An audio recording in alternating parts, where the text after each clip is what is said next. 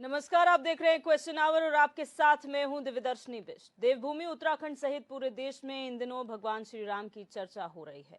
अयोध्या में प्राण प्रतिष्ठा को लेकर न सिर्फ अयोध्या बल्कि राजधानी देहरादून सहित पूरे प्रदेश में सांस्कृतिक कार्यक्रमों का आयोजन किया जा रहा है। भजन कीर्तन किए जा रहे हैं, शोभा यात्राएं निकाली जा रही हैं। कुल मिलाकर ये कहा जा सकता है कि मौजूदा वक्त में देश राम की भक्ति में डूबा हुआ है, लेकिन इन सब के बीच राम के नाम पर राजनीति भी हो रही है। विपक्ष का कहना है कि आधा अधूरा मंदिर का उद्घाटन इसलिए किया जा रहा है क्योंकि लोकसभा चुनाव नजदीक है।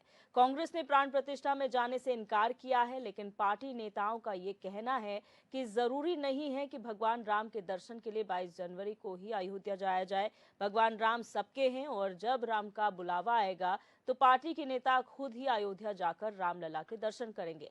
वहीं सत्ता पक्ष और विपक्षी नेताओं के बयान सुनिए, फिर चर्चा करेंगे और ये समझेंगे कि कोशिश क्या हो रही है इस देश में और क्या राम के नाम पर राजनीति हो रही है, और अगर हाँ तो आखिर कौन कर रहा है।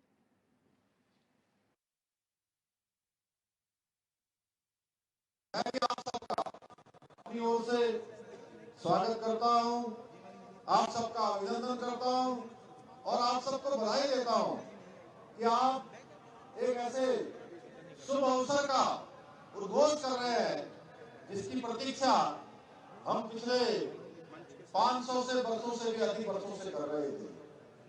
भाई बहनों, आज बड़ा सुंदर अवसर है कि भगवान राम का मंदिर वहां बनने जा रहा है, जिसके लिए हम सब लोग गली गली में घूम घूम के नारे लगाए करते थे।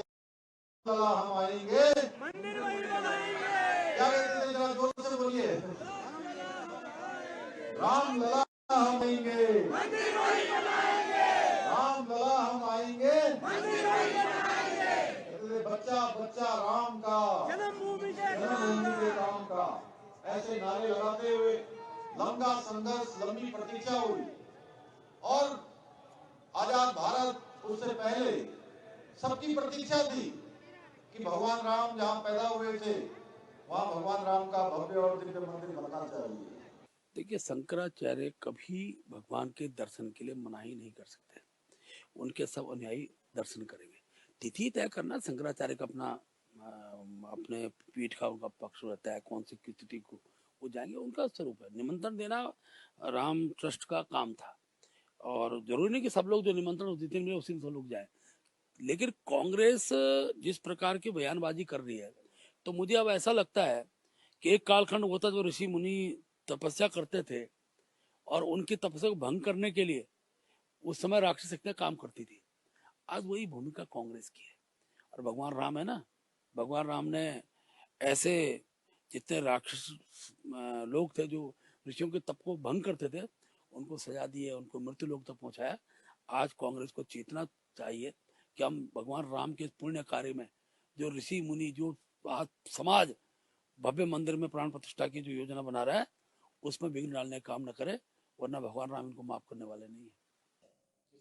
देखिए, मुझे भारतीय जनता पार्टी के प्रदेश अध्यक्ष जी की बातें ही हास्यास्पद लगती है और जो बोलते हैं उनके बातों से ऐसा लगता है कि वो प्रदेश अध्यक्ष के पद की गरिमा को भी गिराने का काम कर रहे हैं, क्योंकि उन्हें ज्ञान होना चाहिए कि वो एक राष्ट्रीय पार्टी के प्रदेश अध्यक्ष हैं और 2 बार इस प्रदेश में विधायक रह चुके हैं, 4 बार वो चुनाव लड़ चुके हैं। क्या राष्ट्रीय पार्टी के प्रदेश अध्यक्ष को इस तरीके की हल्की बातें करनी चाहिए जो उनके पद के प्रतिकूल न हों, जो उनकी पद के गरिमा के खिलाफ हों? इस तरीके की बात अगर प्रदेश का अध्यक्ष करेगा, आप समझ सकते हैं कि उस पार्टी की मानसिकता क्या है, उस पार्टी की सोच क्या है, वो पार्टी किस स्तर तक नीचे गिर सकती है। ये मुझे महेंद्र भट्ट जी की बातों से लगता है। आज इसी मुद्दे पर हम चर्चा करेंगे और तमाम मेहमान इस चर्चा का हिस्सा बन चुके हैं। उनका इंट्रोडक्शन आपसे करा देते हैं। हमारे साथ नवीन पिरसाली भाजपा प्रवक्ता जुड़ चुके हैं, आशीष नौटियाल कांग्रेस प्रवक्ता लाइव जुड़े हुए हैं, दीपक रावत यूकेडी नेता हैं और वीरेंद्र शर्मा राजनीतिक विश्लेषक। आप सभी मेहमानों का इस चर्चा में बहुत स्वागत है। सबसे पहले नवीन पिरसाली जी, 22 तारीख का सभी को इंतजार, लेकिन राजनीतिक बयानबाजी अभी भी जारी है। पॉलिटिक्स में धर्म आना आप उचित मानते हैं? अगर हाँ तो क्यों? देखिए, जहाँ तक धर्म का सवाल है, धर्म तो सब जगह है, जहाँ धर्म नहीं वहाँ अधर्म है। तो जो भी अच्छी चीज़ है वहाँ पर धर्म का होना बहुत ज़रूरी है। राजनीति में भी धर्म है और संसार में भी धर्म है, पूरी सृष्टि धर्म के आधार पर टिकी हुई है। अब जहाँ तक सवाल है कि भगवान रामलला की प्राण प्रतिष्ठा का, उस पर राजनीति हो रही है, निमंत्रण पर राजनीति हुई थी और निमंत्रण से बढ़ते बढ़ते अब वो काफ़ी अलग अलग हिस्सों में जा रही है, क्योंकि सबको अपने अभिव्यक्ति की स्वतंत्रता है, व्यक्ति अपने अपने अनुसार उसमें बयानबाजी कर रहे हैं। तो राजनीति हो रही है, लेकिन राजनीति होना नहीं चाहिए इस वक्त, क्योंकि इस वक्त आप देखें कि जिस मंदिर का इंतजार इस देश की जनता को लगभग 500 सालों से था, इस देश ही नहीं बल्कि विश्व के अनेक कोनों में जहाँ पर सनातन धर्मावलंबी रहते हैं, सनातन प्रेमी रहते हैं, उन सबको इस मंदिर का इंतजार है। और जहाँ पर पूरी देश में आज खुशी है, पूरा देश जब राममय है, राम गूंज उठ रही है, तो कुछ सियासी पार्टियां उस पर मीन मेघ निकालने की कोशिश कर रहे हैं, लेकिन उसका कोई प्रभाव उस कार्यक्रम पर नहीं पड़ रहा है, क्योंकि एक यज्ञ है जो पूरा देश इसमें सम्मिलित हो चुका है और वो यज्ञ पूर्ण होकर रहेगा।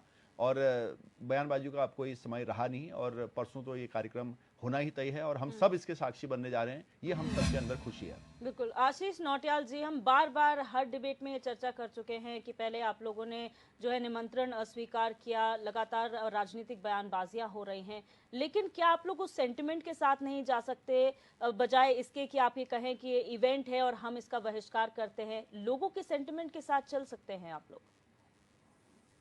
निश्चित मैडम, राम भगवान का मंदिर बन रहा है और हम सबके लिए खुशी की बात है। इसमें कोई ऐसा नहीं है कि हम लोग विरोधी हैं।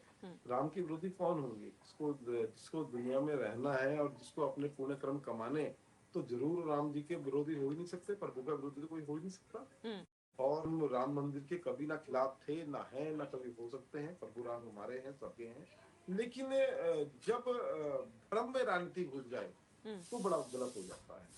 धार्मिक जो गुरु हैं उनका काम होता है धर्म की रक्षा करना, और राजनीतिक जो लोग होते हैं उनका काम होता है देश की रक्षा करना। देश के दो तरीके हैं रक्षा करने के, मैं बताऊं मैडम। एक, जब कोई बीमार होता है तो सबसे पहले जरूरत होती है उसको अस्पताल तक पहुंचाना, और जब अस्पताल पहुंच जाता है तो फिर हमें भगवान की भी जरूरत होती है कि भगवान इसको बचा लेना। भगवान भी ये कहता है तू कर्म कर, मैं तेरे साथ हूं, पर कर्म तो तुझे ही करने पड़ेंगे। पता लगा बीमार होते ही आपने सीधा उसे मंदिर में रख दिया और उसके बाद आपने कहा भाई भगवान ही ठीक करेगा, तो ऐसा तो नहीं। ठीक करने डॉक्टर है, भगवान का आशीर्वाद होगा तो ठीक हो जाएगा। दवाइयां भी लगेंगी, कहते हैं दुआ दवा दोनों काम आती है। दवाई भी चाहिए, पहले दवाई चाहिए फिर उसके बाद दुआ चाहिए। तो भगवान तो सर्व ज्ञाता है, सर्वशक्तिमान है, लेकिन भगवान भी तब काम आएंगे, कर्म तो हमें करने पड़ेंगे। और राजनेताओं का जो काम है, राजनेताओं का काम है स्वास्थ्य, शिक्षा, रोजगार, इंफ्रास्ट्रक्चर, इन सबकी व्यवस्थाओं को बनाना, ये काम राजनेताओं का है। राजनीति इसलिए नहीं होती है कि हम राजनीति में आए हैं तो हम उस मंदिर के वो आचार्य बन जाएंगे, कहीं के कुछ बन जाएंगे, हम धर्म का ज्ञान होना चाहिए तभी हम राजनीति में आएंगे। राजनीति में हम तब आ सकते हैं जब हमारा दिमाग ब्रॉड होगा। हमें देश की सुरक्षा देखनी है, हमें देश के गरीबों का कल्याण देखना है, इंफ्रास्ट्रक्चर देखना है, सारे सब कुछ देखना राजनेता का काम होता है। तो निश्चित ही राजनेता को जो है धार्मिक तो होना ही चाहिए। ऐसा नहीं है कि कोई अधर्मी आदमी को राजनेता बनाएंगे, धार्मिक निश्चित होना चाहिए, पर धार्मिक आदमी एक अलग चीज है। और सिर्फ इसी बात पे घुस जाना, इसी बात के पीछे पड़ जाना कि मैं अपनी राजनीति के लिए जो है भगवान का सहारा लूंगा, ये एक अलग चीज है। तो निश्चित राजनीति अलग होनी चाहिए, और भगवान का पूजा पाठ ही तो हमारा सबका काम है, करना चाहिए। क्यों नहीं करेंगे? जब हम हिंदू धर्म से आते हैं, सनातन धर्म से आते हैं, तो पूजा पाठ तो हमें करना ही है, और उसमें दिखावा नहीं होना चाहिए। अगर मैं पूजा भी करता हूँ मंदिर में अपने, मैं पूजा कर रहा हूँ, तो जरूरी नहीं है कि उसका वीडियो बना के डालूं, ये जरूरी नहीं है। हमें पूजा अपने लिए करनी है, अपना आप करनी है, अपने कर्म सुधारने हैं। आपके कर्म सुधारने के लिए मैं पूजा थोड़ी कर रहा हूँ, मैं तो अपने कर्मों के लिए कर रहा हूँ। तो वो इसमें दिखावा क्या करना है? बिल्कुल, धर्म है तो आप लोग का अपना जो है मत है, आप किस तरीके से उसे अपनाते हैं, किस तरीके से उसका पालन करते हैं। दीपक रावत जी, ये जो राजनीति हो रही है, कितने पक्ष में हैं आप इसके? जो बयानबाजियां और ये खास तौर पर आप लोगों की तरफ से तो नहीं हुई है, लेकिन कांग्रेस और बीजेपी ने इस तरीके की बयानबाजियां की है जिससे कंफ्यूजन क्रिएट हो रहा है कि आखिर राम किसके और राम भक्त सबसे बड़ा कौन? दिव्य दर्शनी जी, सबसे बड़ी समस्या और विडंबना इस पूरे प्रकरण में यही है कि दोनों ही राष्ट्रीय पार्टियां, चाहे भारतीय जनता पार्टी हो या कांग्रेस हो, ये जिस विषय पे श्री राम, जिनको हम कहते हैं मर्यादा पुरुषोत्तम श्री राम, उस मर्यादा का जो उल्लंघन ये लोग कर रहे हैं, दोनों ही पार्टियां, राष्ट्रीय पार्टियां। जबकि होना ये चाहिए था दिव्यदर्शिनी जी कि राम के मंदिर का जब निर्माण किया जा रहा है, राम के मंदिर की जब प्राण प्रतिष्ठा की जा रही है, तो इन सारी विषयों से बचा जा सकता था, इन सारे बयानबाजियों से बचा जा सकता था, व्यक्तिगत बयानबाजियों से बचा जा सकता था जी। लेकिन कहीं ना कहीं पर भारतीय जनता पार्टी चाहती थी, भारतीय जनता पार्टी चाहती थी कि इस विषय पे कुछ ना कुछ विरोध हो, ताकि उसको विपक्ष को उसको एक मौका मिले विपक्ष को टारगेट करने का, विपक्ष को इस ये कहने का कि ये विपक्ष जो है वो विधर्मी है, विपक्ष जो है वो श्री राम को या श्री राम जी के नहीं मानता, या वो इस मंदिर की जो प्राण प्रतिष्ठा है उसके समारोह का बहिष्कार करता है। इन सारे कारणों से बचा जा सकता था। वहीं उलट जो कांग्रेस है, कांग्रेस को भी, जबकि कांग्रेस को तो सारा इसको श्रेय मिलना चाहिए, चारों पर, चाहे वो ताला खुलवाने वाला मंदिर मूर्ति रखना हो, वो कांग्रेस के काल में हुआ, चाहे उसके बाद ये आपका ताला खुलवाना हो, वो उनके काल में हुआ, यहाँ तक कि मस्जिद भी जो ढही है वो कांग्रेस के कार्यकाल में ही ढही है। लेकिन उनकी अपनी कुछ राजनीतिक मजबूरियां होंगी जिसकी वजह से वो इन चीजों को नहीं बोल पा रहे हैं। लेकिन निश्चित रूप से भारतीय जनता पार्टी ने इसमें बहुत काम किया है, लेकिन इन सारी स्थितियों से, इन सारी परिस्थितियों से बचा जा सकता था। जिस मर्यादा पुरुषोत्तम राम का नाम लेके भारतीय जनता पार्टी आज कह रही है, इसका श्रेय लेना चाहती है, उन मर्यादित शब्दों का इस्तेमाल भी अगर उनके नेता, उनके प्रवक्ता कर देते तो इन सारी चीजों से बचा जा सकता था। और इसमें निसंदेह इस मंदिर के पहले भी श्री राम के नाम का महत्व बहुत अधिक था, इस मंदिर के बाद भी है। ये नहीं है कि भारतीय समाज राम के मंदिर, इस मंदिर के बाद ही उनकी स्तुति करने लगेगा या राम के पूजा अर्चना करने लगेगा, ऐसा नहीं है। इससे पहले भी था और इस मंदिर के बाद भी बहुत ज्यादा होगा, लेकिन इन सारी परिस्थितियों से बचा जा सकता था। ये सिर्फ भारतीय जनता पार्टी को देखना चाहिए था। बिल्कुल। वीरेंद्र शर्मा जी, जब हम राजनीतिक एनालिसिस की बात करते हैं, क्योंकि आजकल हम देख रहे हैं जब से राम मंदिर प्राण प्रतिष्ठा का दिन जब से नजदीक आने लगा है, तो और ज्यादा और कोई मुद्दा नहीं, मानो राम मंदिर ही एक मुद्दा एकमात्र इस देश में बचा है, उसके अलावा अन्य मुद्दे कहीं खो से गए हैं। कितना वाजिब आपको लगता है कि एक राम मंदिर जो एक धरोहर है बहुत देश की, उसके आगे अन्य मुद्दे कहीं फीके पड़ गए? देखिए दिव्यदर्शिनी, सबसे पहले तो मैं आप सब लोगों को बधाई देना चाहता हूं कि हमारे पुरुषोत्तम श्री राम की जन्मस्थली बनने जा रही है, जिसका मेरे को लगता है हर सनातनी को वर्षों से इंतजार था। अब रही बात राजनीति की, हम इसको दो पहलुओं से देख सकते हैं, दो पहलुओं की सहायता से जोड़ सकते हैं इन चीज़ों को। बीजेपी का देखिए, मैं कहता हूं कि सनातन की पिच पे बीजेपी से अच्छा ना आज तक कोई खेला है, ना खेल सकता है। पहली चीज, बीजेपी ने इसका नफा नुकसान भी उठाया है।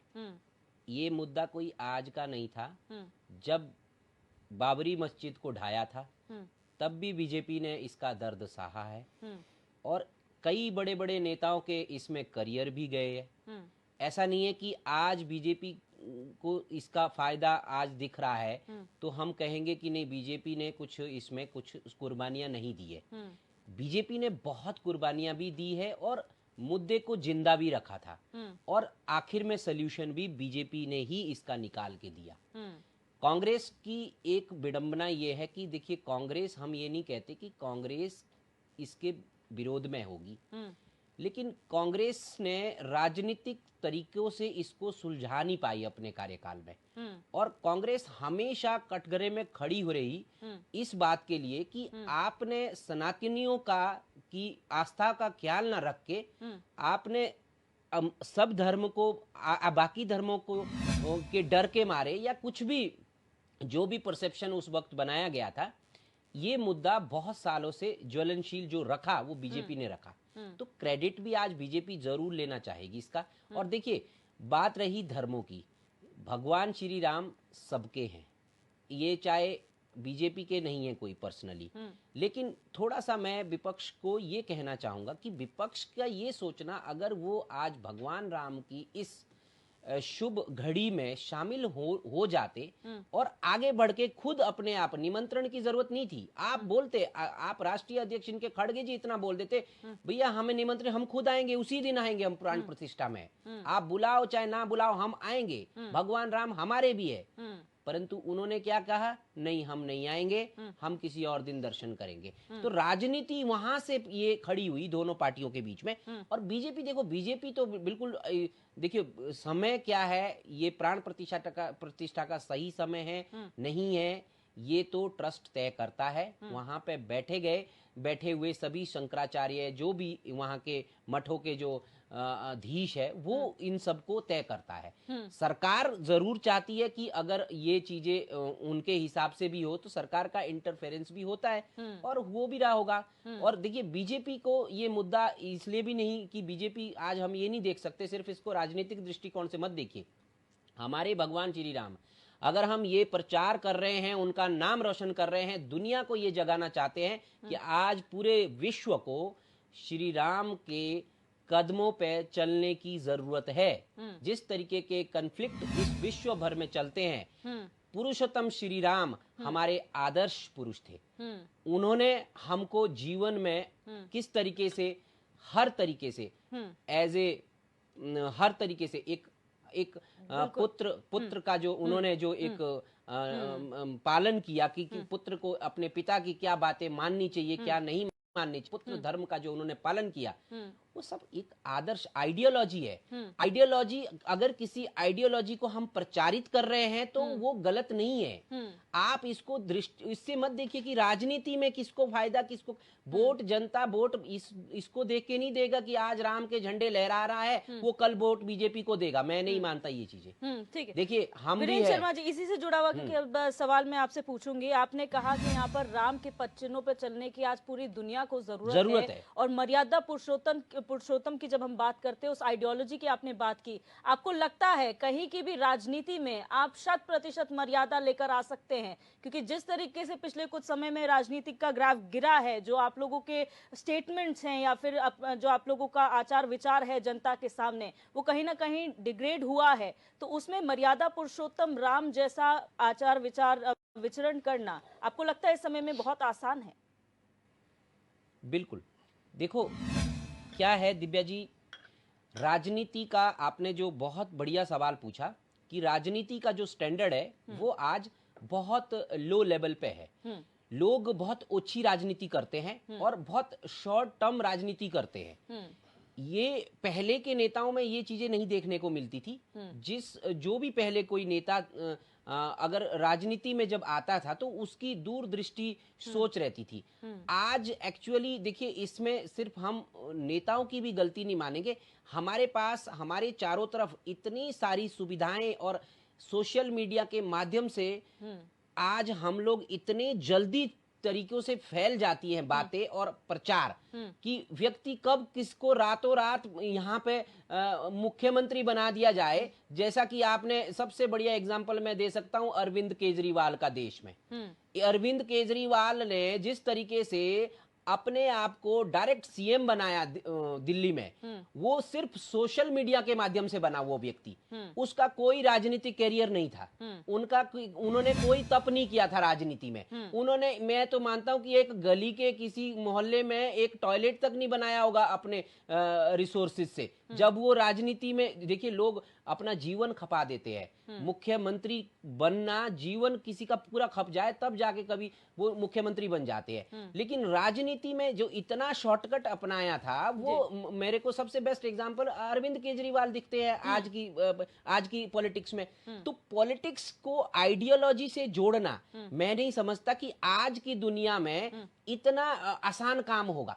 आज किसी की आइडियोलॉजी नहीं है। आज मैं तो इवन ये तक बोलता हूं कि कभी कभी हमारे प्राइम मिनिस्टर भी कभी मतलब इतना शॉर्टकट तरीके से बातों को कह जाते हैं कि लोगों को लगता है कि यार ये चीज, मतलब एक प्राइम मिनिस्टर में ये जमती नहीं है। चाहे वो, देखिए हम ये नहीं कहते वो गलत है, वो देश को, उनकी एक ही सेंटर में एक थीम रहता है कि देश को आगे बढ़ाना है।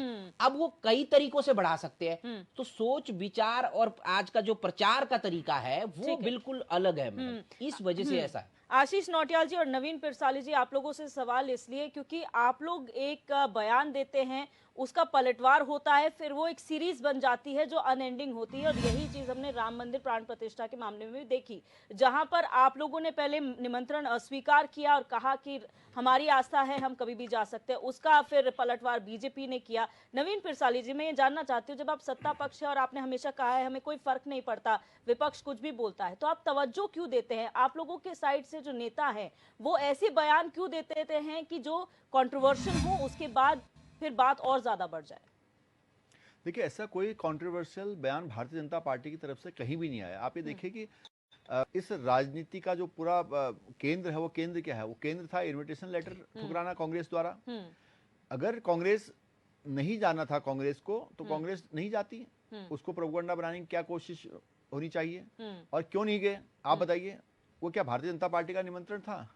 सरकार का निमंत्रण भी नहीं था, वो ट्रस्ट का निमंत्रण था। आपने वो निमंत्रण ठुकराया, और ठुकराया तो फिर उसको फिर गाया, और गाने से जो राजनीति उत्पन्न हुई वो नेगेटिव पार्ट वो चल रहा है। लेकिन यहाँ पर अच्छा पार्ट ये है कि आप देखें, अयोध्या नगरी पूरी तरह से राममय हो चुकी है, पूरा देश राममय हो चुका है। महानगर की तरह अयोध्या नगरी सुसज्जित हो चुकी है।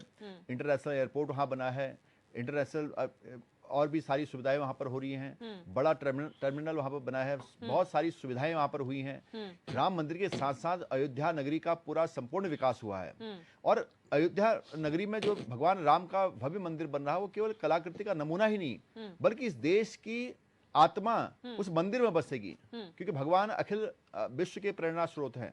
भगवान राम जब वो इस धाम पर आए, तो उन्होंने कई उदाहरण प्रस्तुत किए।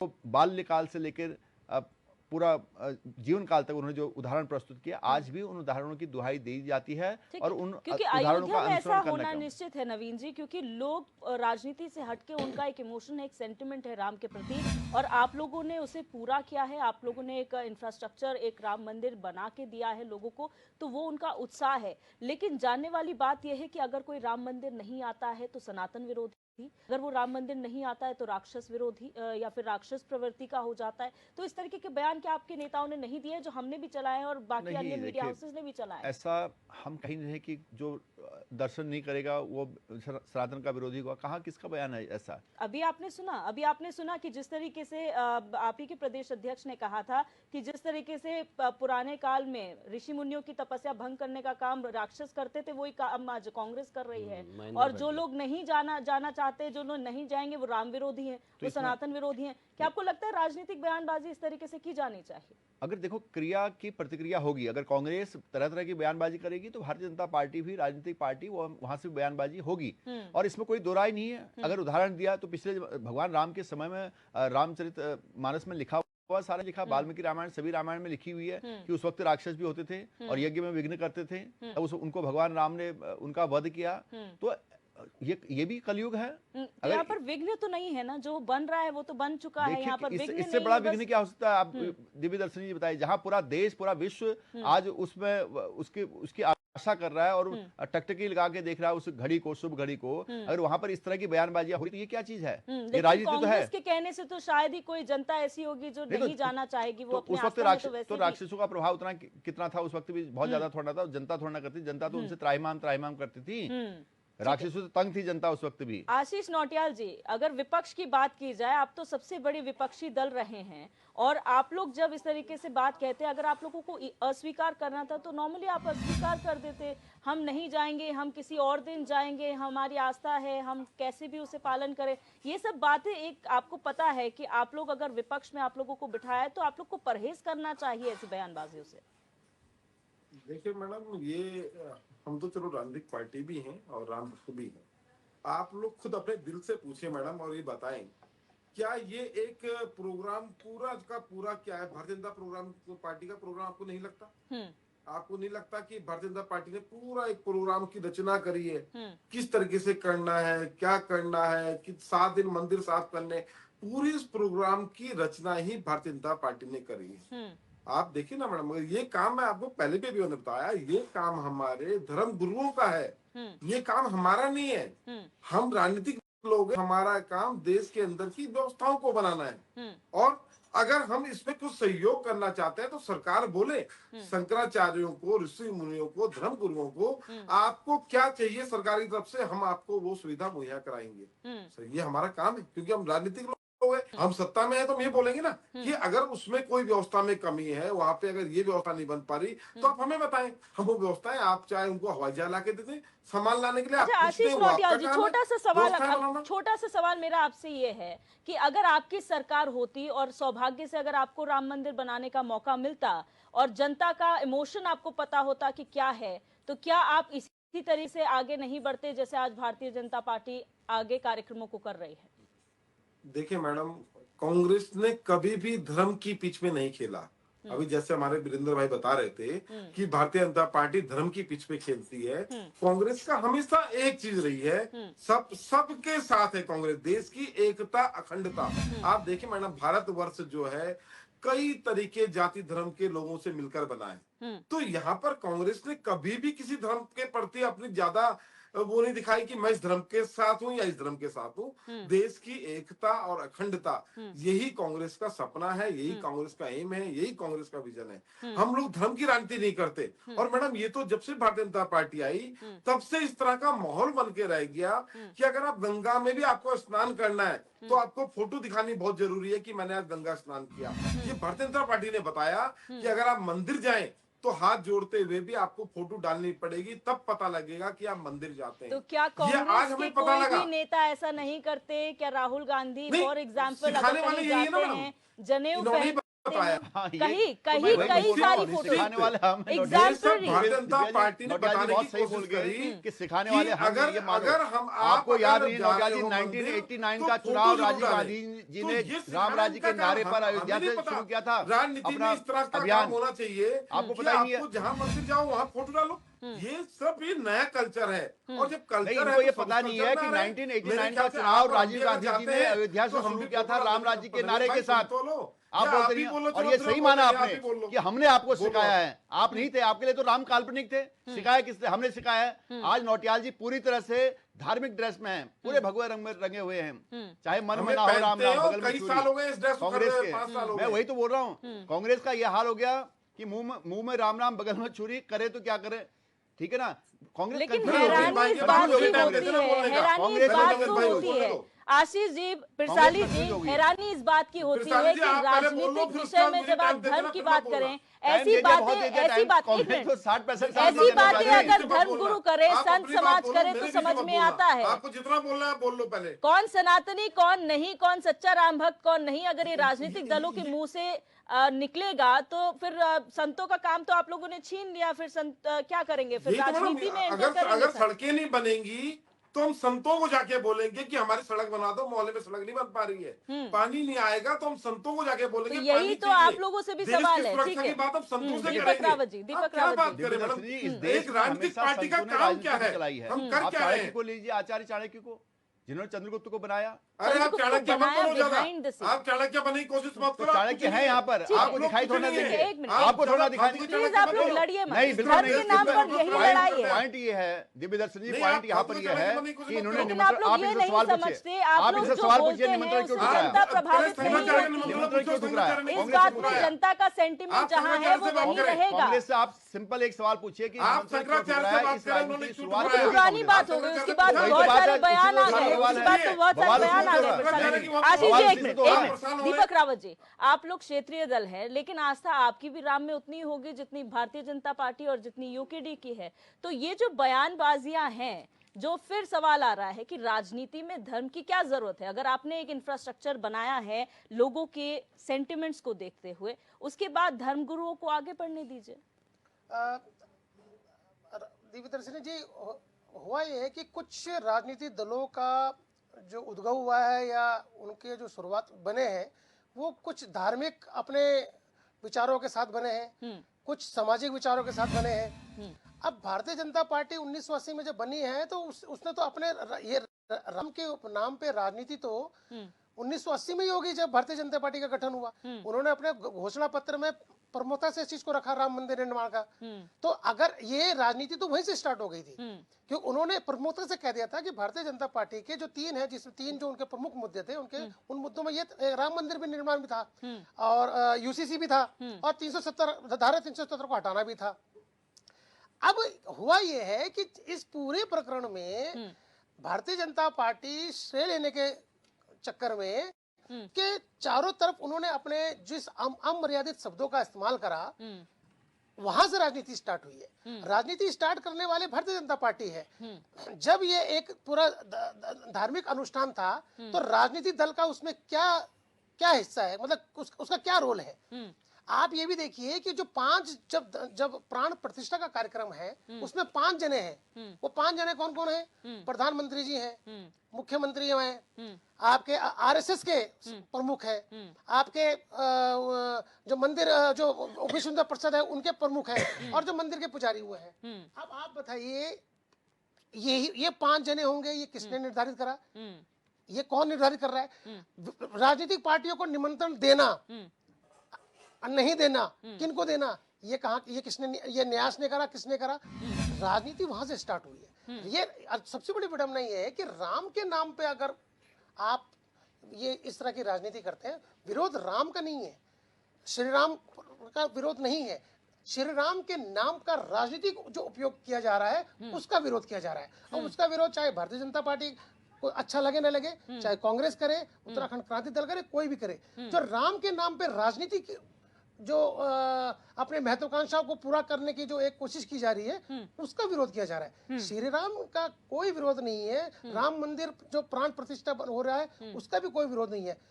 राजनीतिक अपने जो कारण है, जो मुझसे ज्यादा कांग्रेस बता पाएगी कि किस कारण से उन्होंने वो निमंत्रण ठुकराया, क्या कारण रहे हैं। लेकिन सच्चाई यही है कि जब से ये चीजें हुई हैं, उसके बाद लगातार इनके प्रवक्ता रहे हो या इनके जो नेता रहे हो, राक्षस बोला गया है, कभी उसको रावण का वंशज बोला गया है, कभी विधर्मी बोला गया है, पर जो सनातन धर्म में विश्वास न करने वाला बोला गया। ये शब्द कहाँ से आए हैं? ये शब्द तब आए हैं जबकि इन सारे शब्दों से श्री राम के इस प्राण प्रतिष्ठा के कार्यक्रम को बचाया जा सकता था, क्योंकि राजनीति होनी थी, क्योंकि भारतीय जनता पार्टी चाहती थी कि इसमें विपक्ष जो है वो कटघरे में नजर आए, वो कुछ ना कुछ विरोध करता हुआ दिखे, और जो हुआ भी, और इससे उनको अपनी राजनीति चमकाने का अवसर प्राप्त हुआ। यहाँ से राजनीति, यहाँ से दिक्कत आ रही है, यहीं से सारी समस्या का। वरना इतने अच्छे कार्यक्रम में मुझे नहीं लगता कि अगर एक पूरे खुले दिल से भारतीय जनता पार्टी ने इस राजनीति नहीं डाली होती, स्वच्छ तरीके से और बिना निर्विघ्न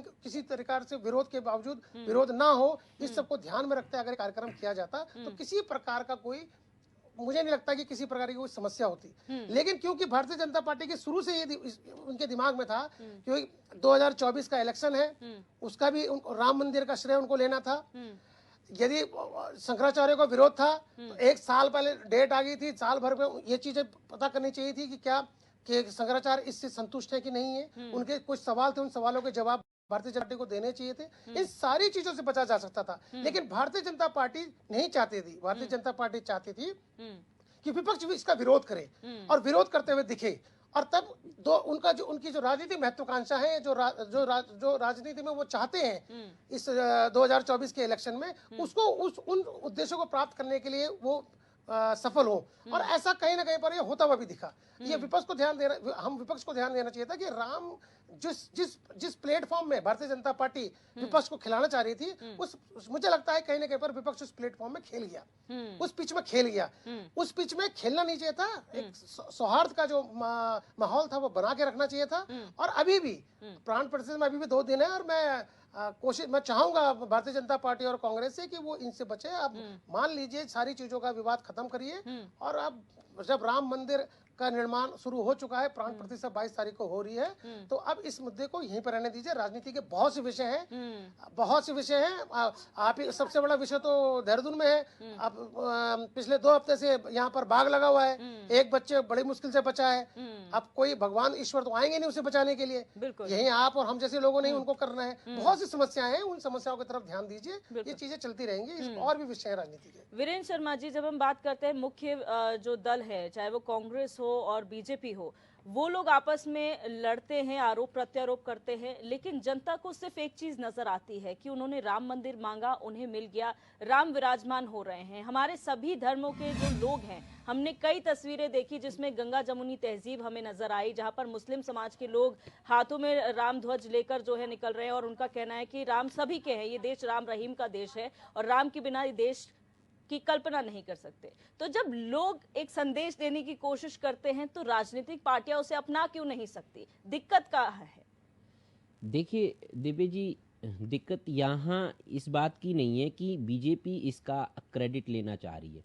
देखिए मैंने कहा ना, बीजेपी ज़रूर क्रेडिट लेना चाहेगी क्योंकि बीजेपी ने कुर्बानियाँ भी दी है इस मुद्दे में। जैसा कि अभी हमारे दीपक रावत जी कह रहे थे कि बीजेपी का जब से जन्म हुआ है तब से उन्होंने अपने मैनिफेस्टो में ये मुद्दा रखा था और उन्होंने वो वादा पूरा भी किया जनता से। बिना राजनीतिक इच्छा शक्ति के ये मैटर सॉल्व भी नहीं होता। मान लीजिए अगर आज बीजेपी सत्ता में ना आती 2014 में, क्या आपको लगता है कि हमारा राम मंदिर जिसकी आज कल 22 तारीख को प्राण प्रतिष्ठा होने जा रही है, क्या ये दिन हमको देखने को मिल सकता था 2024 में? नहीं, मुझे नहीं लगता। देखिए इच्छा शक्ति राजनीतिक पार्टी को ही दिखानी पड़ती है। तो आपका कहने का मतलब है सुप्रीम कोर्ट का फैसला पहले भी आ सकता था लेकिन आ नहीं पाया, वो राजनीतिक इच्छा शक्ति बिल्कुल बिल्कुल बिल्कुल बिल्कुल आ सकता था, क्यों नहीं आ सकता था, लेकिन उसमें भी राजनीति होती थी। अब राजनीतिक इच्छा शक्ति अगर, देखो हमारा सीधा कहना ये है, हमारा धर्म हिंदू है, हमारी संस्कृति सनातन है, हम सनातनी हैं, हम क्यों नहीं चाहेंगे या कोई भारतवंशी ये क्यों नहीं चाहेगा कि हमारे पुरुषोत्तम श्री राम जिनका जन्म अयोध्या में हुआ है, क्या उनका एक मंदिर हम उनकी जन्मस्थली पे नहीं बना सकते हैं? फिर हमारे 140 करोड़ होने का क्या फायदा है विश्व भर में? विश्व में देखिए आप, पूरी दुनिया, क्या धर्म को ईसाई नहीं मानते? क्या वो लोग नहीं अपनी धर्म के लिए राजनीति करते? क्या मुसलमान अपनी राजनीति के लिए, अपनी धर्म के लिए राजनीति नहीं करते? दुनिया लड़ किस बात के ले रही है? धर्म के लिए ही लड़ रही है। और सारी जितनी दुनिया में जो भी विवाद है वो धर्म को लेके ही है। तो हमारा धर्म हिंदू है और दुनिया में एक दो देश, नेपाल और भारत को छोड़ के दूसरा देश मुझे गिना खा दीजिए जहां पे हमारे हिंदू धर्म को या सनातनी संस्कृति को अपना रहे होंगे। नहीं है, कहीं नहीं है। क्यों? क्योंकि जबकि हम कहते हैं कि सबसे पुराना जो धर्म है, कृष्ण के फॉलोअर्स हैं, शायद वो भारत में भी कम पड़ जाएंगे। नहीं, फॉलोवर हम लोग हैं, हम लोग हैं। परंपरा सर अभी भी है, फॉरेन कंट्रीज में, ऑस्ट्रेलिया जैसी कंट्रीज बिल्कुल है, हमारे लोग हैं, वो हमारे लोग हैं, यहाँ से गए हुए लोग हैं, फॉरेनर्स है सर। मैं आपको करेक्ट कर देती हूँ, वो लोग आप देखिए उन्हें सर, उन्होंने सीखा तो हमसे ही है ना, उन्होंने भी तो हमसे सीखा है। तो हम में कहाँ कमी है? हम में कहाँ कमी है? नहीं, हम कहते हैं कि सृष्टि की रचना ब्रह्मा विष्णु महेश ने की है और आज हम कहते हैं कि भगवान राम त्रेता युग में विष्णु के तीसरे अवतार थे। तो अब हम कह रहे हैं कि भैया 12,96,000 त्रेता युग की उम्र थी, उस वक्त उनके आखिरी उसमें उनका जन्म हुआ था। उन्होंने जो कुछ भी, देखिए रामचरित्र मानस में जो राम की जो लीला थी, जो राम ने जो अपना जीवन जिया था आदर्श पुरुष के रूप में, उसको अगर आज की दुनिया के लिए, आज के कलयुग में ये मैसेज देना चाह रही है बीजेपी, तो इसमें बुराई नहीं है। ये अगर आप सनातनी को, असनातन को मजबूत करना चाह रहे, मैं इसको नहीं मानता कि हम लोग यहाँ पे मतलब धर्मों के बीच में विवाद कर रहे हैं। ये तो ठीक है, सब लोग अपने धर्म को मानते हैं, भैया जिसको मानना है वो माने, ना मानना है ना माने।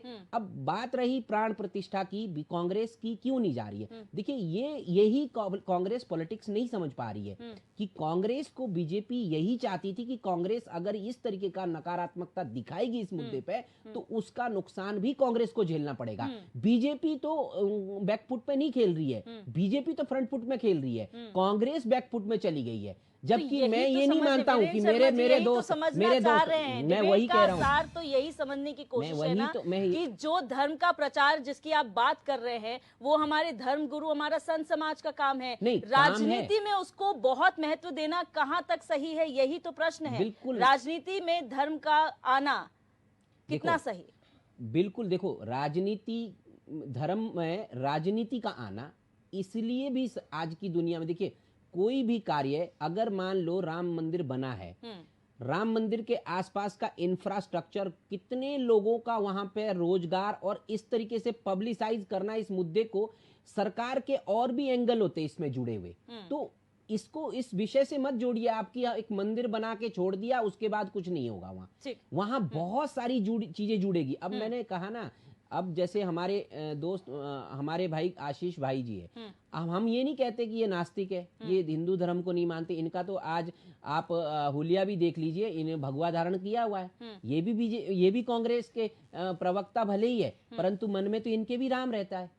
तो हम राम को क्यों ना प्रचारित करें, ये बताओ। हम प्रचारित करना चाहिए, और बीजेपी को अगर कर रही है तो ये मैं बुराई नहीं मानता हूँ। ठीक है, नवीन पिरसाली जी, आप कुछ कहना चाहते हैं? दिव्यदर्शनी जी, मैं ये बताना चाहता हूँ कि जिस सनातन से, हम सनातन धर्म कहते हैं, उसको हिंदू धर्म भी कहा जाता है, लेकिन जड़ उसको सनातन कहा, जिस सनातन से पूरे धर्मों की, सभी धर्मों का उद्भव हुआ है, और सनातन है, पुरातन काल से चला आ रहा है, और उससे कई धर्म फिर विकृतियां आके बहुत सारे धर्म बने, और उस धर्म पर प्रहार भी किया गया। अभी आप बोल रहे थे कि देखिए विश्व भर में, चाहे ऑस्ट्रेलिया हो, अमेरिका हो, हरे कृष्ण का मूवमेंट चल रहा है, लोग सनातन धर्म के प्रति आकर्षित हो रहे हैं। यही विडंबना हमारी है कि दुनिया तो सनातन धर्म के पीछे आकर्षित हो रही थी और हुई है, लेकिन हमारे ही देश में सनातन के प्रति जो आघात किया गया, वो बहुत इतना क्रूर था कि हम उससे बड़ी मुश्किल से संभले हैं। उसको बचाना जरूरी था, इसलिए देश की जनता ने आवाज, इसलिए आंदोलन सफल हो पाया। किसी एक व्यक्ति की ताकत नहीं कि इतने बड़े आंदोलन को सफल बना दे।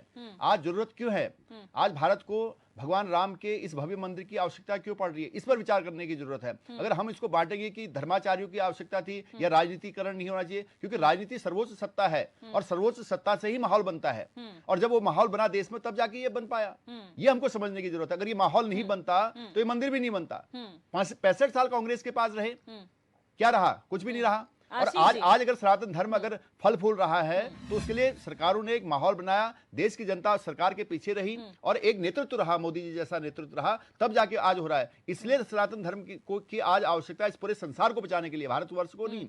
सनातन धर्म ही है जो पूरे विश्व को बचा सकता है। जिस प्रकार से चारों तरफ हाहाकार मचा हुआ है, अगर उसमें सनातन धर्म की अगर आप धारा बहेगी, तभी जाके इस विश्व का कल्याण होगा, इस विश्व में शांति होगी। ये हमको समझना पड़ेगा। अगर इसको नहीं समझेंगे तो हम इसमें उलझ जाएंगे कि धर्म में राजनीति है, राजनीति में धर्म आ गया, इसी उलझन में रहेंगे, और हम अपनी जड़ें खिसका लेंगे यहाँ से। आपको उस काल में जाना पड़ेगा जब यहाँ पर आक्रांता आए थे, उन्होंने हमारे धर्म पर प्रहार किया, हमारे मंदिरों पर प्रहार किया, और हमारे सारे इतिहास को नष्ट कर दिया। वहां से शुरू करना पड़ेगा। अगर उस दर्द को आप समझेंगे, तब आप सनातन को असली समझ पाएंगे, और जो अब हो रहा है उसको आप समझ पाएंगे। आशीष नौटियाल जी, आप लोग हमेशा कहते हैं कांग्रेस की आइडियोलॉजी हमेशा फर्क रही है, हमने धर्म को कभी राजनीति से नहीं जोड़ा, लेकिन कहीं ना कहीं जो ये पूरा मूवमेंट उठा है, उसमें सेंटिमेंट से, मैं फिर कहूंगी, उसमें सेंटिमेंट से लोगों के, और जो कहा जा रहा है कि आप में राजनीतिक इच्छा शक्ति नहीं थी, जिसकी वजह से राम मंदिर अगर बनना चाहिए तो पहले बन जाता, लेकिन नहीं बन पाया, वो कहीं ना कहीं आपकी कमी है। इस पर क्या कहेंगे?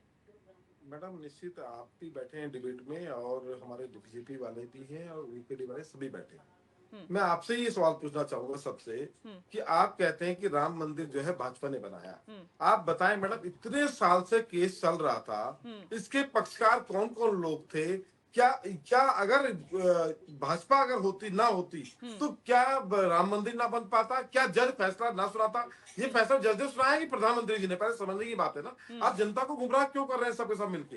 फैसला सुनाया जज ने। आप बोल दे अभी डिबेट में कि जज को मोदी जी ने कहा था कि फैसला हिंदू के पक्ष में आना चाहिए, आप डिबेट में बोल दे मोदी जी ने ऐसा कहा था, या मोदी जी ने ऐसा क्या कहा, कैसे हुआ, मुझे इसका कारण कोई भी, तीनों चारों हम बैठे हुए, कोई बता दे कि क्या ऐसा कारण है। न्यायालय देश के माहौल पर विचार करती है, कौन से समय में कौन सा जजमेंट देना सही रहेगा, वो न्यायालय देश के माहौल पर तय करती है। कई बार मोदी जी ने कहा कानून पर तय होती है, नहीं कहा मोदी जी क्यों कहेंगे? मोदी जी ने देश का माहौल बनाया, न्यायालय ने इसको भापा कि हाँ ये जरूरी है, ये आवश्यक है, और न्यायालय ने अपना जजमेंट दिया, और तार्किक जजमेंट दिया। न्यायालय जनता की भावनाओं को समझ गया। मैंने कहा ना, आपकी तो आइडियोलॉजी नौटियाल जी सिंपल है, माइनॉरिटी, एक विशेष वर्ग का तुष्टीकरण और बहुसंख्यक जो तुष्टीकरण करेगा वो आपके लिए सेक्युलरिज्म हो जाएगा, और जब आप बहुसंख्यक की बात जो करेगा वो सांप्रदायिक हो जाएगा। अपनी परिभाषा को आपको बदलना पड़ेगा, चेंज कीजिए इसको, चेंज कीजिए। बहस इस पर नहीं होगी कि इस देश में सबकी बात करनी पड़ेगी, केवल एक विशेष वर्ग की बात करके नहीं हो पाएगा। अपील है, जनता गंगा जमुनी तहजीब का एग्जाम्पल सेट कर रही है, और हमारे राजनेता, हमारे प्रवक्ता है, ये आपस में तुष्टीकरण की बात कर रहे हैं, ये शोभा नहीं देता। नहीं, तुष्टीकरण हुआ है इस देश में, इसको कौन नकार सकता है? कांग्रेस की तुष्टीकरण की राजनीति को कोई नकार नहीं सकता है। गंगा जमुनी तहजीब है यहाँ पर, वो हमेशा रहेगी। ठीक है, एक बार आशीष जी को सुनिए। ये भारतीय जनता पार्टी का नहीं आया, झूठ मत फैलाओ, झूठ मत बोलो। हिंदू पक्ष का जो अपने जो तर्क थे, हिंदू पक्ष ने जो प्रूफ रखे थे वो सही थे, इसलिए फैसला आया। और सच्चाई का साथ हमेशा देता है कानून, कानून ने गलत का साथ नहीं दिया। और आप कौन कह रहा है? फालतू कानून बातें ने तो बोल रहे अपना हैं कि काम हम किया ना होते, और बहुत अच्छी तरह से कुछ सुना नहीं हो, राम ना होते तो तुम भी ना होते। आप अरे आपके सरकार में तो पक्ष ही नहीं सुना जा रहा था। भाजपा ना होती तो भाई राम साहब, मंदिर ना आपकी बनता। सरकारों क्या में औकात है किसी की? हिंदुत्व का जो पक्ष इस ही तरह नहीं बात सुना गया बोले। कभी। राम सनातन का भगवान पक्ष ही है नहीं सुना तब गया आप कांग्रेस है। की सरकार में। आप अपने आप को कहाँ सुना गया बताइए? समझे, कहाँ आप सुना राम गया भक्त आपके नहीं सरकार है, में? राम भगवान कहाँ पक्ष है सुना गया? एक इसलिए बात आप बताइए। है। इस बात को समझे, कभी भगवान से ऊपर जाने की कोशिश ना करें आप कि अब भाजपा ना होती आपने जो तो राम बंटवारे की मंदिर ना बन राजनीति यहाँ पाता, की थी, उसका भाजपा अंत ना हो होती चुका तो है। राम ना लेकिन आते। क्या आशीष होता? नौटियाल जी, क्या आप ये मानते झूठी नहीं बातें हैं? बंद करें, झूठ आशीष जी, बोलना। ठीक और है, मैडम देखें, ठीक है, एक बात किसी और के बताऊंगा मैडम, ठीक है, आपने एक कहा बात और राम सुनिए से मैडम। ऊपर कोई नहीं है, वो सब अभी मानते हैं। यूकेडी के प्रवक्ता जी ने बड़ी अच्छी बात बताई। एक बात बताए मैडम, ये डिसीजन किसने लिया कि वहां पर श्री मोदी जी रहेंगे, योगी जी रहेंगे? क्या इनको भी निमंत्रण मिला था? क्या इन्होंने निमंत्रण स्वीकार किया था?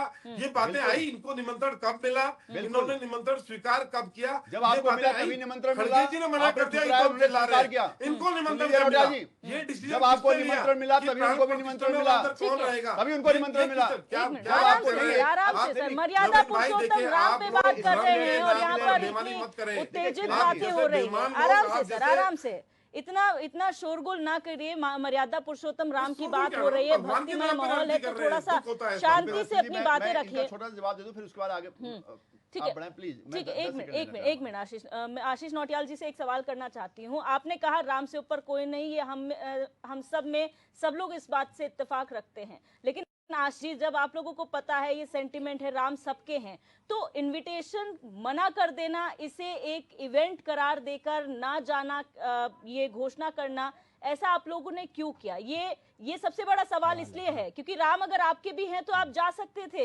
इर्रिस्पेक्टिव कि वो कौन इवेंट कर रहा है, चाहे वो भाजपा कर रही है, आरएसएस कर रहा है, या फिर कोई भी कर रहा है, या फिर संत समाज ही कर रहा है। बिल्कुल मैडम, जा सकते थे, जाएंगे। मंदिर सबका होता है और मंदिरों में निमंत्रण की आवश्यकता नहीं पड़ती है। भगवान का बुलावा खुद आता है, इंसान का नहीं आता। जब बुलावा आता है, इंसान भाग के जाता है। तो आप लोग अगर सिर्फ राजनीति करेंगे उस नाम पे, तो निश्चित ही हम लोग भी उस पे राजनीति पिच पे हम नहीं खेलते। भगवान के नाम पे आप सोचते हैं कि अगर हम हाँ बोल देते तो जनता कहती देखो ये भी राम भक्त है, तभी हम बन पाते, तो हमारी सरकार आ जाती। हमें ऐसी राजनीति नहीं करनी। एक घटिया राजनीति भारतीय जनता पार्टी को मुबारक। जिस तरह के लोग भगवान के नाम पर राजनीति करते हैं, भगवान का सौदा करते हैं, इस तरह की राजनीति ये लोग करते रहे। हम लोग राम भक्त हैं, हमें जब जरूरत होगी, हमें जब बुलावा आएगा, निश्चित हम जाएंगे। वो राम मंदिर में या किसी भी मंदिर में जाने का बुलावा कोई राजनीतिक लोग नहीं दे सकते हैं, वो भगवान देता है। भगवान के बुलावे पर ही इंसान वहां जाता है, नहीं तो हमारी कोई औकात नहीं कि हम मंदिर जा सके। मंदिर जाने के लिए पुण्य कर्म होते हैं और वो जब होंगे निश्चित हम जाएंगे और भगवान का बुलावा। ये बात बहुत अच्छी आपने कही कि कांग्रेस के पूर्ण में अभी उदय नहीं हुए, इसलिए वो मंदिर नहीं जा पा रही है। ठीक है, आप सोच सकते हैं, आप राजनीतिक तरीके से देखते हैं, आप सोच सकते हैं, होते नहीं हो, आप नहीं, उनके नहीं रहे होंगे, नहीं गए, बस उन पर कृपा उनके नहीं रहे होंगे, नहीं गए, दर्शन करने जा रहे हैं। लेकिन आप भी नहीं जा रहे हैं, मैं भी नहीं जा रहा हूँ, तो हम दोनों के भी नहीं है शायद, नहीं हम भी नहीं जा रहे हैं, हमारे भी नहीं है शायद। और जहाँ निमंत्रण की बात आप कर रहे थे दुर्गा जी, मैं बताऊं, निमंत्रण तभी मिला जब आपको मिला, तभी मोदी जी को मिला, अन्य को मिला, आपने ठुकरा दिया, उन्होंने स्वीकार कर लिया। यही बात होती है बस कि कौन स्वीकार करेगा, कौन प्राण प्रतिष्ठा करने क्यों खड़गे जी नहीं कर सकते? कांग्रेस के भाग्य में जाना है, खड़गे जी प्राण प्रतिष्ठा नहीं कर सकते, उन्हें बुला देते, क्यों नहीं बोला आपने? अरे तो प्रधानमंत्री थोड़ा है, नहीं खड़गे प्रधानमंत्री करते हैं, नियम है, सोनिया गांधी प्रधानमंत्री है, मतलब इसका ये नियम है, नियम यही तो है कि देश का जो प्रधानमंत्री करते हैं, ये नियम है होगा, जो शासन में बैठा है उससे अगर प्रधानमंत्री करते हैं, क्योंकि प्रधानमंत्री सबके हैं। ये कौन सी बात हुई? अरे खड़गे तो कांग्रेस के अध्यक्ष हैं, कि मंदिर के खड़गे कांग्रेस के अध्यक्ष करते हैं। हैं। मोदी जी इस वक्त पूरे देश के प्रधानमंत्री, देश के प्रधानमंत्री अपना पूजा अर्चना करेंगे तो पूरा देश का है। ठीक है, देश चलिए ये बहस यहीं खत्म करते हैं। पूरा देश करना चाहिए था, किसको नहीं करना चाहिए। पूजा अर्चना में पूरा देश सम्मिलित होता है। बाकी उद्घाटन करें मैं फिर कहूंगी, उत्तेजित ना होइए, आराम से करिए। मर्यादा पुरुषोत्तम राम की बात हो रही है, थोड़ा राममय माहौल भी था, इतना मर्यादा की बात कर रहे हैं तो आप लोग गुस्सा क्यों हो रहे हैं आपस में? अब आराम से बात कीजिए, अपनी आराम से बात रखिए। सब यहाँ सुनने के लिए बैठे हुए हैं। मेरे पास समय की कमी है, मैं फाइनल फाइनल कमेंट की ओर जाऊंगी। दीपक रावत जी, आपसे शुरू करूंगी। राजनीति धर्म फिर कही जा रही है कि राम मंदिर प्राण प्रतिष्ठा को लेकर बहुत बयानबाजियां हुई हैं। अब दिन नजदीक है, परसों मंदिर का प्राण प्रतिष्ठा होगा, क्या उम्मीद कर रहे हैं आप? देखिए, मैंने तो पहले बोल चुका हूं कि अब भारतीय जनता पार्टी और कांग्रेस दोनों राष्ट्रीय पार्टियां हैं। इनको अब इस तरह से कुत्ते बिल्लियों की तरह लड़ना बंद करना चाहिए, और ऊपर खास तौर पे राम जैसे मर्यादा पुरुषोत्तम जी के नाम पर, श्री राम के नाम पर इस तरह की ओछी राजनीति से बचना चाहिए। क्योंकि अब समय बहुत नजदीक है और इन सारी चर्चाओं का कोई विषय रह नहीं गया है, समय नहीं रह गया है कि इन पे चर्चा की जाए। अब तो बिल्कुल खुले दिल से स्वागत करना चाहिए। जो जा रहे हैं वो भी मुबारकबाद, जो किन्हीं कारणवश से नहीं जा रहे हैं उन्हें भी मुबारकबाद, उन्हें भी खुले मन से श्री राम जी के जो प्राण प्रतिष्ठा है सब उस समारोह का, चाहे वो घर में बैठ के भागीदार बने या किसी ये क्षण इस संपूर्ण राष्ट्र के लिए, इस विश्व के लिए बहुत ज्यादा इम्पोर्टेंट है, बहुत ज्यादा महत्वपूर्ण है। ये एक आने वाले समय में एक दूरगामी परिणाम घोषित होने वाला है, और इस सनातन धर्म को मानने वाले, उनको अनुसरण करने वाले, उसके पथ चिन्हों में चलने वालों के लिए ये एक बहुत बहुत ही मार्मिक क्षण है, जो किसी को मुझे नहीं लगता कि हम सब सौभाग्यशाली हैं कि हमारे सामने 500 साल बाद, पता नहीं कितनी सदियां, कितने लोग चले गए ये सपना देखते देखते कि राम मंदिर बनना चाहिए। तो हम लोग सौभाग्यशाली हैं कि जिनके सामने ये प्राण प्रतिष्ठा का कार्यक्रम हो रहा है, और हम सबको खुले मन से, खुले दिल से इस चीज का स्वागत करना चाहिए और इसका भी हिस्सा बनना चाहिए। बिल्कुल। वीरेंद्र शर्मा जी, शॉर्ट में फाइनल कमेंट। देखिए दिव्या जी, जय श्री राम, जय सिया राम, ये नारा, इस नारे का उद्घोष होना चाहिए, विश्व भर में होना चाहिए। हमारे देश की भी विपक्षी पार्टियों को ये सद्बुद्धि आनी चाहिए कि इस वक्त, इस पल के लिए एकत्रित होकर के बिना किसी मनमुटाव, बिना राजनीतिक भेदभाव के खुद इस समारोह में भागीदारी होना चाहिए, और विश्व को एक संकेत देना चाहिए कि देखिए, हिंदू हमारा धर्म है, सनातन हमारी संस्कृति है।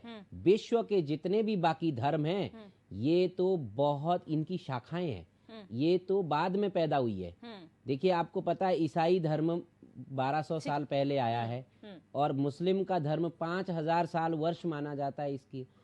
हम तो करोड़ों वर्ष पहले साल है मुस्लिम। अब देखिए, तो इतना डिफरेंस है। तो ये सब पैदा बाद में हुए हैं। सिखिज्म भी आई है, ये भी तो एक धर्म की नई शाखा बनी हुई है, परंतु है तो वो भी हिंदू है। ठीक है। तो मैं नहीं कहता हूँ कि हम इस सनातन की इस संस्कृति को पीछे ले जाएं, बल्कि इस वक्त ये सी वक्त है कि इसको दुनिया के सामने प्रदर्शित करें। बिल्कुल। आशीष नौटियाल जी, शॉर्ट में फाइनल कमेंट, क्या कहेंगे? अब क्या राजनीति बंद होगी, क्योंकि अब फायदा नहीं है राजनीति का? नहीं मैडम, राजनीति इसमें होगी भी नहीं। धर्म और राजनीति दोनों अलग अलग चीजें हैं। धर्म पर्सनल चीजें हैं, हमारी अपनी आस्था है। राजनीति देश के विकास के लिए होती है। तो राजनीति को अपनी जगह पे रहने दें, धर्म को अपनी जगह पे रहने दें। दोनों मिलकर जब काम करेंगे तो देश का विकास होगा, देश उन्नत करेगा, भगवान की सबको सद्बुद्धि आएगी और देश आगे बढ़ेगा। बिल्कुल। नवीन जी, शॉर्ट में फाइनल कमेंट। देखिए, मैं ये कहना चाहूँगा कि निस्संदेह 22 तारीख को हम सब एक ऐतिहासिक पल के साक्षी बनने जा रहे हैं, और हम सब सौभाग्यशाली हैं कि इस क्षण को देख पा रहे हैं। और निज धर्म को नहीं जानने की वजह से आज हमारा ये हाल हुआ, और लेकिन मुझे लगता है कि ये भव्य मंदिर और रामलला की प्राण प्रतिष्ठा के बाद हमारा जो सनातन के प्रति जो जिज्ञासा है वो बढ़ेगी। कांग्रेस मंत्रण ठुकरा के राजनीति शुरुआत की थी, उनको लगा था कि शायद कुछ राजनीतिक रोटी इसमें से आएंगी, लेकिन उनकी रोटी जल गई है। पूरा देश इस वक्त राममय है। राम जन्मभूमि में भगवान का जो मंदिर बन रहा है उसकी खुशी में सराबोर है, और 22 तारीख को प्राण प्रतिष्ठा है। मैं तो फिर भी कांग्रेस से निवेदन करूंगा कि अभी भी देर नहीं हुई, आप आइए, स्वागत है सभी का।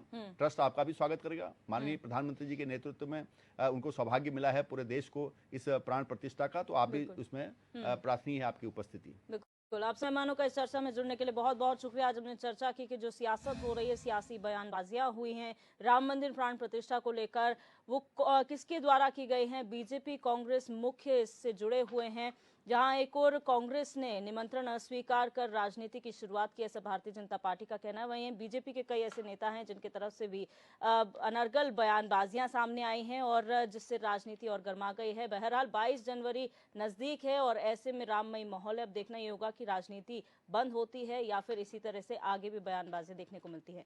बहरहाल क्वेश्चन आवर में मेरे साथ बस इतना ही। आप देखते रहिए HNN 24/7, जुनून सच दिखाने का।